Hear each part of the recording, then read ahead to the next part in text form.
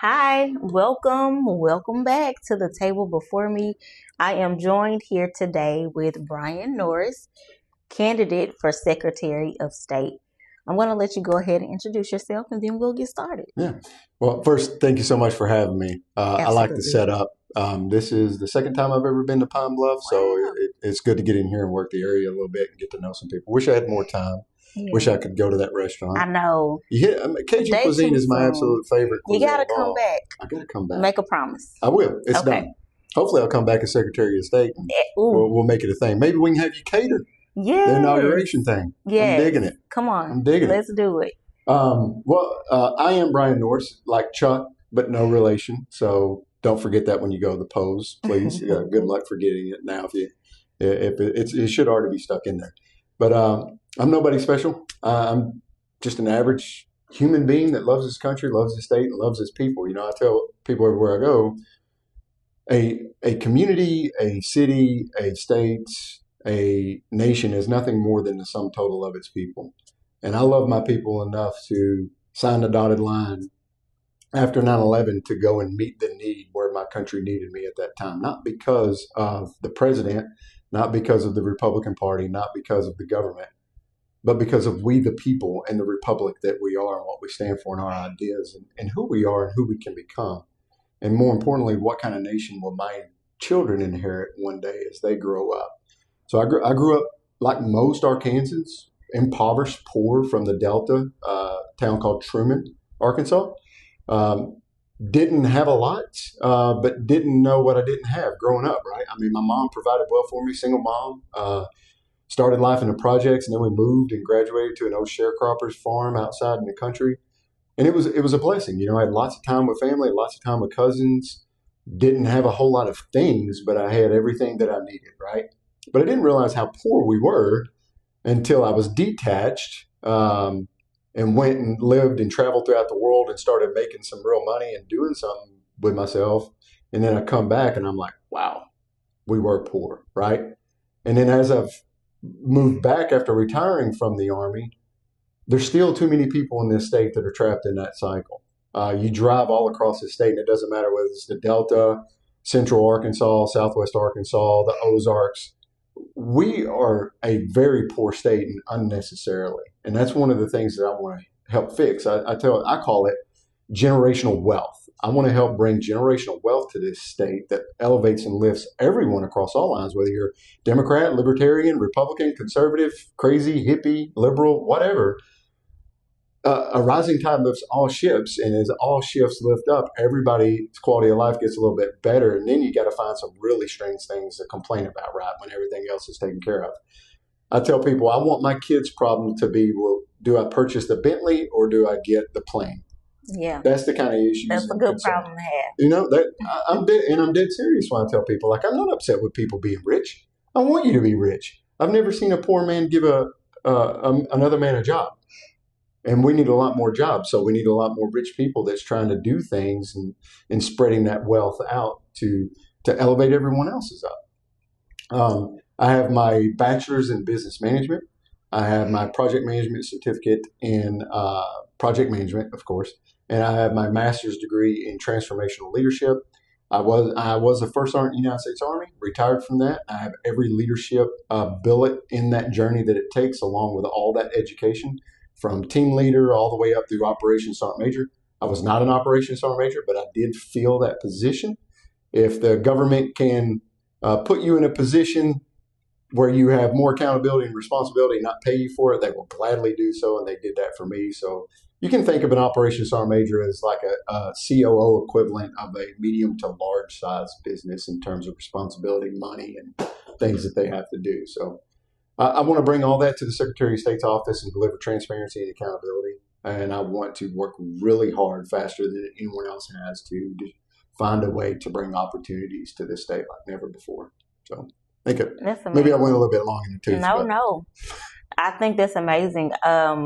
Probably most of my audience may not know who you are. So I think it's important to give them a little bit of backstory of where you came from, where you've been, and where you want to take the state of Arkansas. when elected for Secretary of State. And I've had a few politicians on this season, and they've said not if, but when. So I make sure I say that, okay?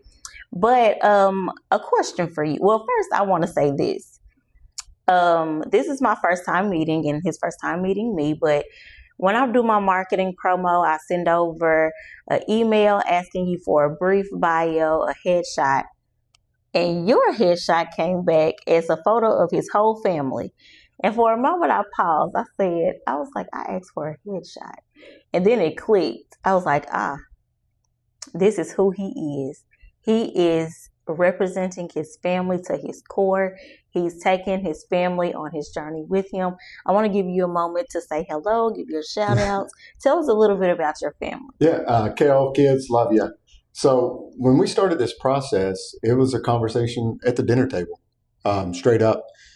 First, I started with my wife talking about it. She said, let me think about it. Mm-hmm. And then once she agreed to it, then we brought the kids in at the dinner table.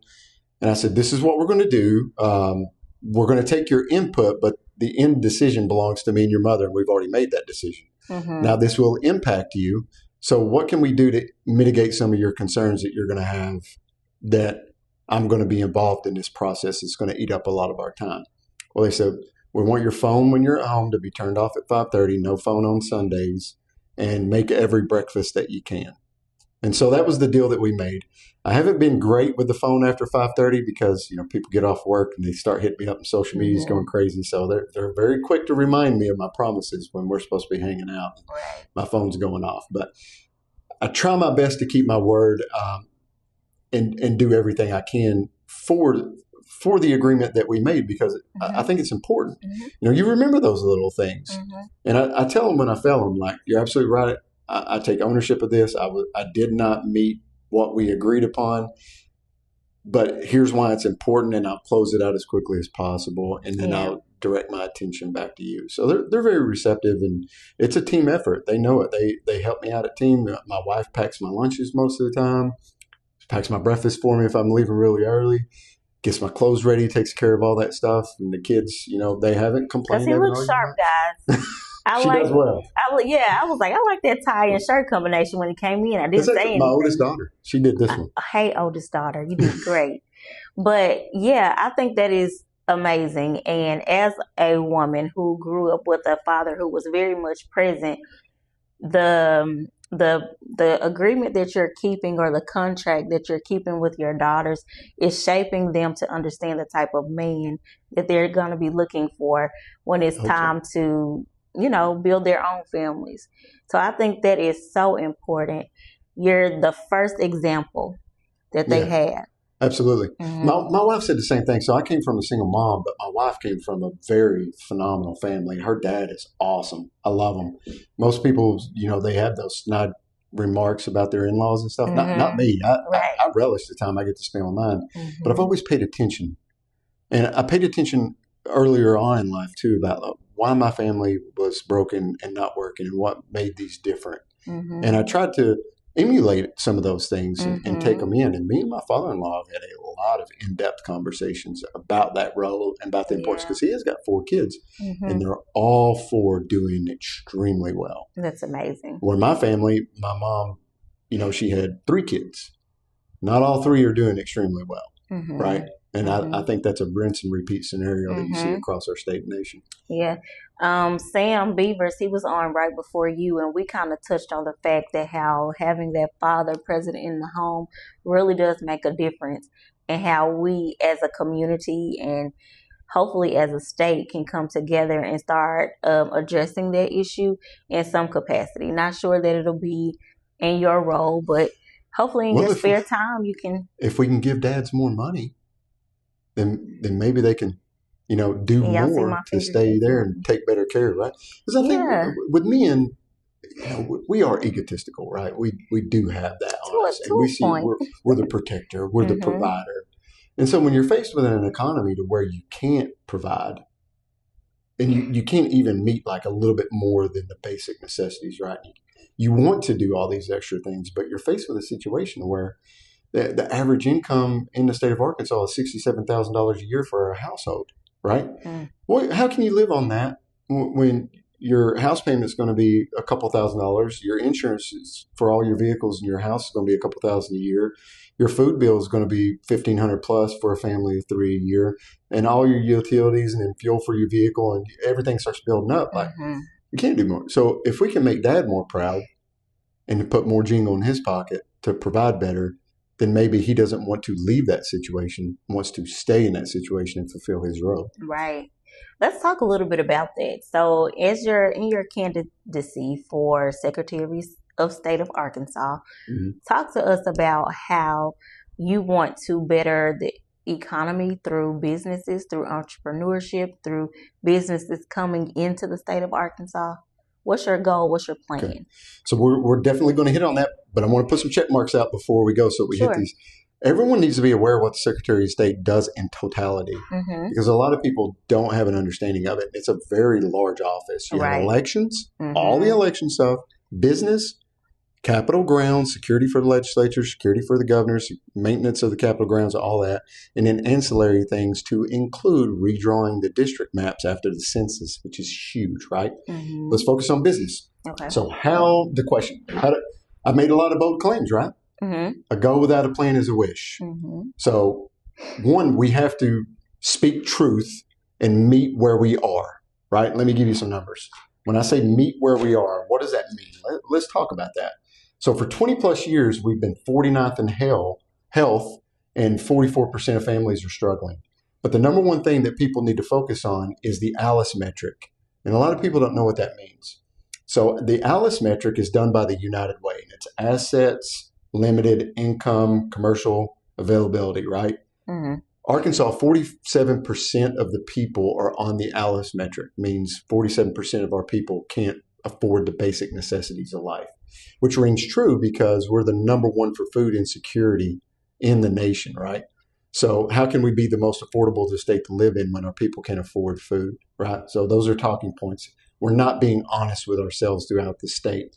So we have to be honest about these. And we're number 48 when it comes to economic opportunity. We're number 46 when it comes to business development and business opportunities in the state.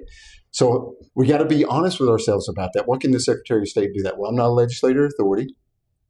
I don't have that, but I can have influence on the legislature and try to push them in a direction. But what I can do is help people achieve success. So first and foremost, day one is I'm going to do a Doge-style audit of everything business-related in the state of Arkansas. And if I'm not legally bound to do it, it goes away. I will not entertain it. And I won't give it any consideration whatsoever. Legislature, if you want this to be a burden on the Arkansas taxpayer, pass a bill and I'll follow the law and be held accountable to your constituents. But I'm not going to do your dirty work for you. If you want it done, pass a bill, right? It goes away.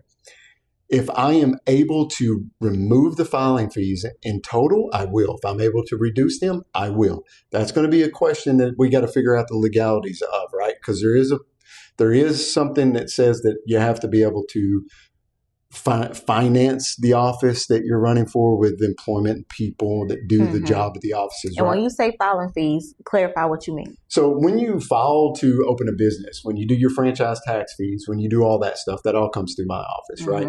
If I can just do away with them, I'm going to legally. Because I don't know where my pocket of money, all of it comes from. Is it all generated from those and directed back to me to run that office? Or is it just generated and gone to the coffers of the state and then the state appropriates me a budget to run my office? If it's not directly tied to running my office, then that's a problem for the legislature to figure out later, right? And if it's under my power to just get away from those fees, I'm going to. And I'll let them sort that out. And I'll help them along the process. This is the beauty of people who are actually in business running for office instead of just a politician running for office, because they come in with new and innovative ways to make it better for us, the people that be. Go ahead.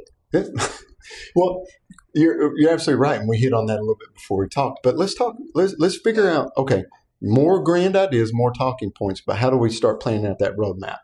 Well, my roadmap, my plan is 2 days out of every week, I'm going to be out of Little Rock. And I'm going to calendar that and make commitments with people so that it's very difficult for me to break them as far out as I can. I'd like to do a year, right, with a business owner. And I'm going to say, hey, I'm coming. We're going to have a table conversation in Pine Bluff. I want you, all there to be there. No staff, just you and me. And we're going to have a conversation. And I want you to come to, and I'm going to tell you, here's what you need to be prepared for when you come here. What is success for you? Just bring that to the table. Okay. And then during that conversation, you've given me your success. This is your definition of success. Well, let's talk about some phases and milestones that it's going to take you to get to success. And I'm going to take all that, package it up, and I'm going to take it back to my staff. And I'm going to say, find me somewhere, some person in this nation that can solve these needs. Right. And then book me an appointment with them to have that conversation. I'm going to compile that information, bring it back at a follow-on conversation a few months down the road, 6 months down the road, and say, all right, here's what I was able to find. Now, what's your excuse not to grow?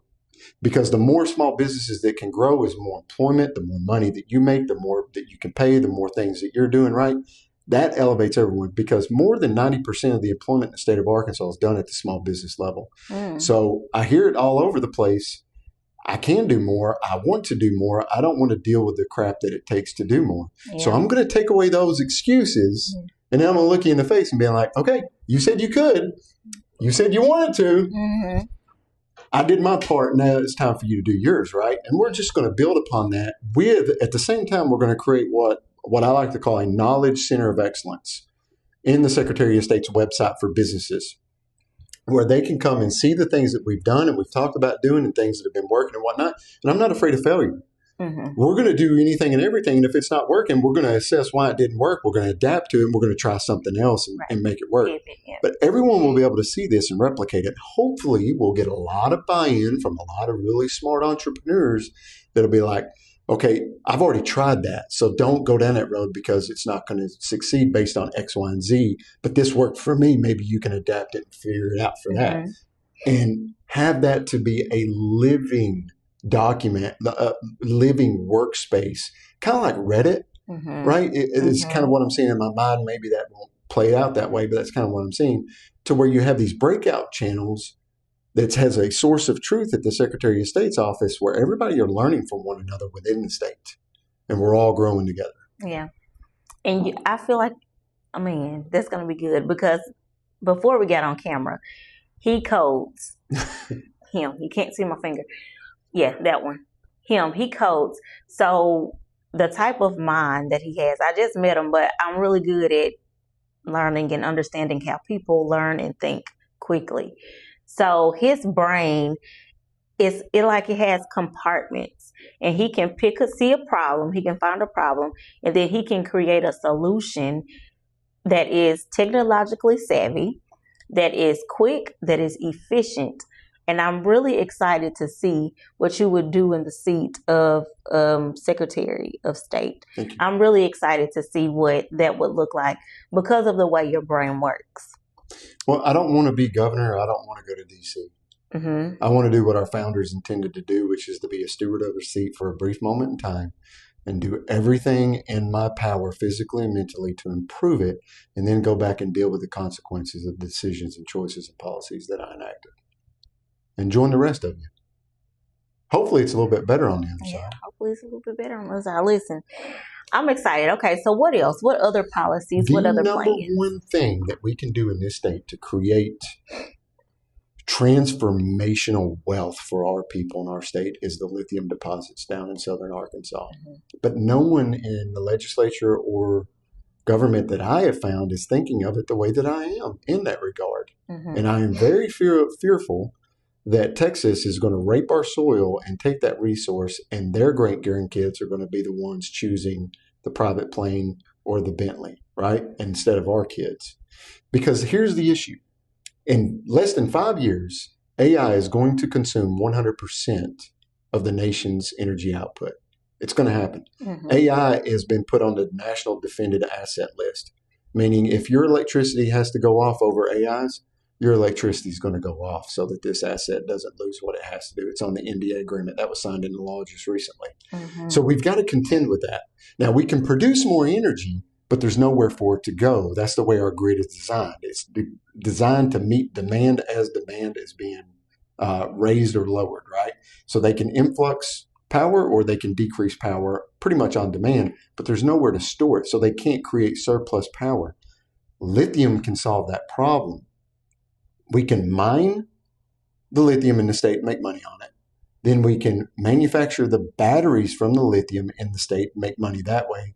Then we can produce the power banks to store that surplus energy to then sell back to the grid at market value and continuously make money on it. Batteries are improving at such a rate that we could have solid state batteries that have zero degradability and can charge to 100% without fail and the risk of fire and all the things that come along with that process. And they will last decades. So that's a resource that we can continuously make money on for who knows how long. We don't know how long a solid state battery can actually last. They haven't been tested that long. They're very new, right? And the only byproduct coming out of the ground is fertilizer from mining it. We could be the number 2 fertilizer supplier in the world just behind Canada. And we're an agricultural state. We are. And I want to ask you, because you just said a mouthful, and some people are going to say, well, what does that mean for me? Like, what does that mean for me? And I'm going to ask this as someone who has a family, who has a lot of farmland, like acres, that we're not really doing anything with right now. Is there going to be a way for the state of Arkansas to work with rural farm owners, landowners, to help build some of these warehouses or some of these things that you're talking about? Absolutely. One, they're going to need coolant. So any place that has access to water is going to be a prime real estate value too, and that could be a lease agreement. Those things are going to have to get sorted out. But being a smart entrepreneurial person, you could start prepping the battlefield for that success, right? I tell my kids, you can control what you can control, and it's your responsibility to create the environment for success for you, whatever you define that as, right? So we know these things are coming, but what are we doing about it to prep up? We need to think about our kids getting educated on how to utilize AI and implement it in ways that other people aren't. We need to be thinking about how do we get our kids to be smart on how to be electrical engineers that are maintaining these devices. How do we get them to get smart on power banking and how parallel batteries work in conjunction with getting recharged and supplying power to the grid and get certified on that, right? These are jobs that are going to be in high demand in the very, very near future. And a lot of people aren't trained on it and prepared for it. So that could be an edge of success for them. Yeah, because AI is not going anywhere. It's not going away. If it's going to be using up all of the energy, we need to be learning these things. We don't have a choice. Yeah. Because we're faced in a national defense asset to where we know that our adversaries are doing this. We know that they're pushing. So we have 2 choices. Either we don't and then succumb to them. And in World War II, when Germany invaded Poland, Poland ran out to meet Tiger tanks on horseback. That's the technological leap that we are going through right now. Do we want to be Poland on horseback going against China in the Tiger tank?